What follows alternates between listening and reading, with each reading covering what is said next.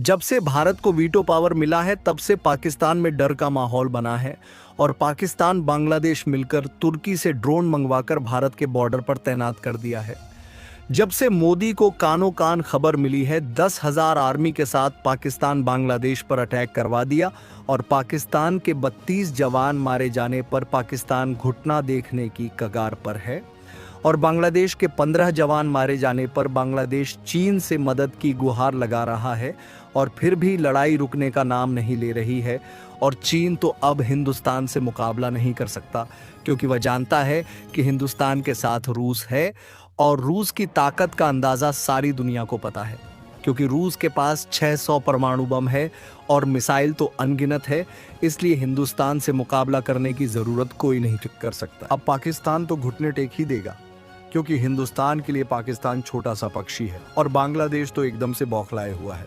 अब पाकिस्तान और बांग्लादेश की हालत यहाँ तक बिगड़ चुकी है कि अब न जाने उनके साथ क्या होने वाला है क्योंकि अब उनकी मदद करने से चीन भी अपने कदम पीछे की ओर खींच रहा है। अब पाकिस्तान और बांग्लादेश की चिंता और भी ज्यादा बढ़ गई है क्योंकि वह जानते हैं कि हमारी मदद करने के लिए अब कोई भी नहीं आएगा। जब से बांग्लादेश तुर्की के खतरनाक ड्रोन का इस्तेमाल कर रहा है और इस वजह से भारत और तुर्की के बीच पहले से चल रहा कूटनीतिक तनाव अब और ज्यादा भड़क गया है।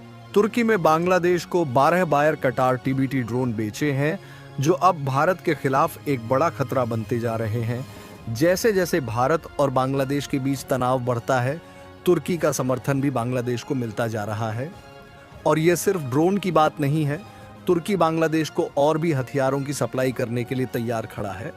अब तक जो जानकारी सामने आई है उसमें से बांग्लादेश ने अभी सिर्फ 6 ड्रोन तैनात किए हैं और बाकी 4 को अभी भारतीय सीमा के पास तैनात नहीं किया गया है। लेकिन यहाँ असली खतरा ये है कि इन ड्रोन का उद्देश्य केवल निगरानी नहीं रह गया है। जैसे जैसे ये ड्रोन हमारी जीरो लाइन के करीब आ रहे हैं ये किसी भी पल भारत विरोधी गतिविधियों के लिए इस्तेमाल किया जा सकते हैं। और दोस्तों, यहाँ मामला सिर्फ बांग्लादेश का नहीं है। अगर इन ड्रोन का इस्तेमाल भारत की जासूसी के लिए किया गया तो यह जानकारी सीधा चीन तक पहुंच सकती है। तुर्की ने हाल ही में इन ड्रोन में हथियार जोड़ने की भी सिफारिश की है। सोचिए, यह ड्रोन अब न सिर्फ निगरानी करेंगे बल्कि हथियारों के साथ भारत के खिलाफ आक्रमण का हिस्सा भी बन सकते हैं। इससे भारत की सुरक्षा पर बड़ा खतरा मंडराने लगा है और साथ ही यह पूरी जो पॉलिटिक्स को और जटिल बना रहा है। लेकिन याद रखिए, भारतीय वायुसेना ने शुरुआत में इसे शांतिपूर्वक सुलझाने की कोशिश की है। हम एक जिम्मेदार राष्ट्र है और पहले हमेशा डिप्लोमेटिक तरीके से समाधान चाहते हैं, मगर बांग्लादेश और तुर्की हमारी ताकत को हल्के में ले रहे हैं तो यह उनकी सबसे बड़ी भूल होगी। भारतीय वायुसेना दुनिया की सबसे ताकतवर सेनाओं में से एक है और हमारे पास वह काबिलियत है जो किसी भी हवाई खतरे को पलक झपकते ही खत्म कर सकती है।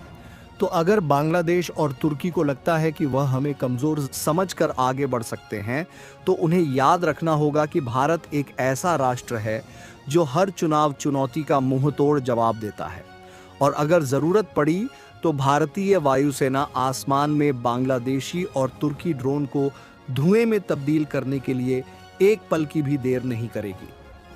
दोस्तों, यह कोई पहली बार नहीं है कि भारत ने तुर्की के घटक ड्रोन को गिराने की धमकी दी हो। आपको याद दिला दूं कि 2024 के अक्टूबर महीने में खबर आई थी कि भारतीय बीएसएफ यानी बॉर्डर सिक्योरिटी फोर्स ने सिर्फ 10 महीने में 250 से भी ज्यादा ड्रोन को इंडिया पाकिस्तान बॉर्डर पर ध्वस्त कर दिया था।